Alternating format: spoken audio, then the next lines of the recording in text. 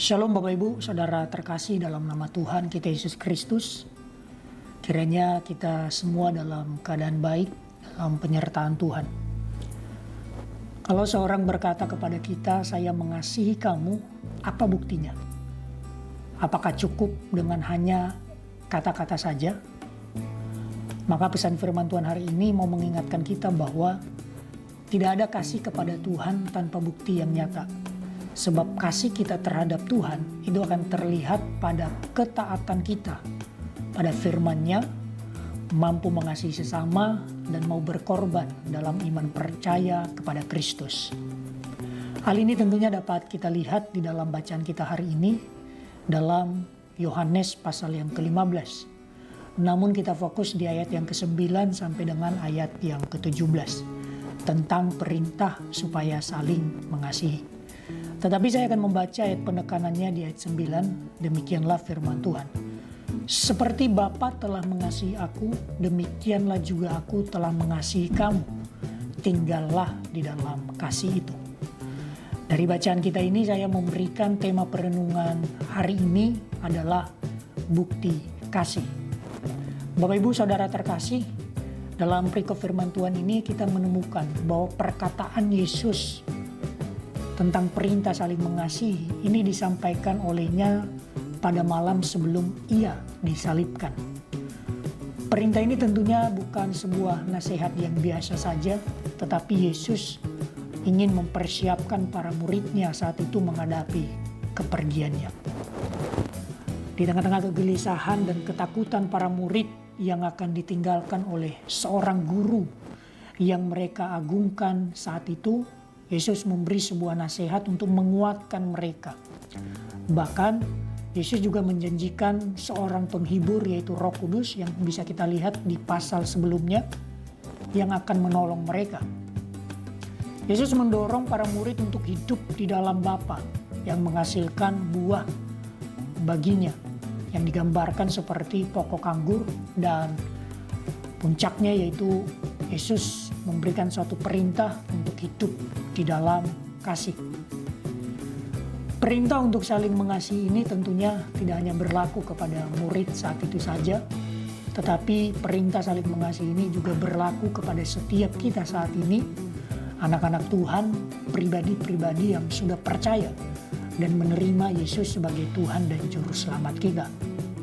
Maka dalam perikop firman Tuhan yang kita baca hari ini sebenarnya kita mau diajarkan bahwa kasih bukanlah sebatas teori semata yang disampaikan, bukan juga kata-kata indah untuk menenangkan hati, tetapi kasih harus menjadi sebuah tindakan yang nyata yang dapat dilihat dan dirasakan.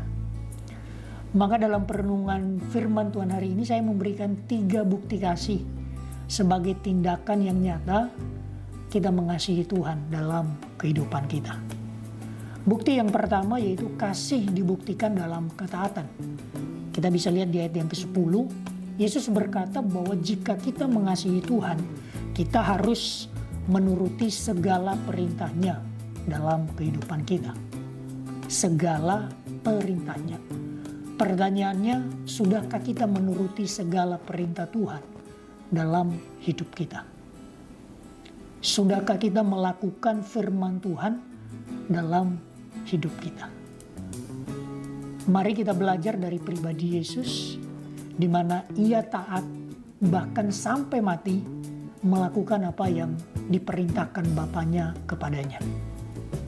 Bukti yang kedua yaitu kasih dibuktikan dalam hal mengasihi sesama. Kita bisa lihat di ayat yang ke-12.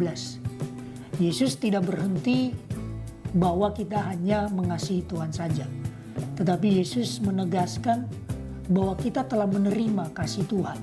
Dan kiranya kasih itu boleh kita pancarkan kepada sesama kita. Kita saling mengasihi satu dengan yang lain. Bukankah ini hukum yang utama dan terutama? Kita mengasihi Tuhan Allah, kita mengasihi sesama kita manusia sebagaimana kita mengasihi diri kita sendiri.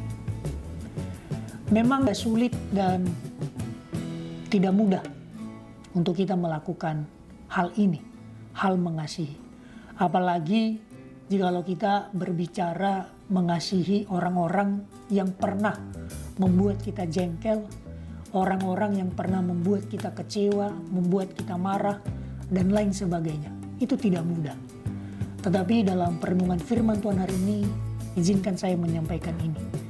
Kita mengasihi itu bukan karena kita hebat, tetapi karena kita sadar kita telah terlebih dahulu menerima kasih Tuhan yang begitu besar. Kita mengasihi itu artinya kita mau memberikan hidup kita untuk dipakai Tuhan. Dan percayalah, Tuhanlah yang memampukan kita melakukan itu semua. Yang ketiga, kasih dibuktikan dalam hal rela berkorban. Kita bisa lihat di ayat 13, Yesus berkata bahwa tidak ada kasih yang lebih besar daripada kasih seorang yang memberikan nyawanya. Kalimat ini mau menegaskan kepada kita bahwa begitu besar pengorbanan yang dilakukan oleh Yesus dalam hal menunjukkan kasihnya kepada Bapanya. Mampukah kita melakukan seperti yang dilakukan oleh Yesus, memberikan nyawa kita untuk atau sebagai bukti kasih kita kepada Tuhan? Atau jangan nyawa, maukah kita berkorban waktu untuk Tuhan? Maukah kita berkorban tenaga untuk Tuhan? Maukah kita berkorban mungkin materi dan sebagainya yang kita punya untuk Tuhan? Atau kita hanya menjadi pribadi yang suka hitung-hitungan untuk Tuhan? Tidak mau atau tidak rela berkorban. Mari kita belajar dari pribadi Yesus. Dia rela berkorban, bahkan memberi nyawanya sebagai bukti kasih dan ketaatannya kepada Bapa.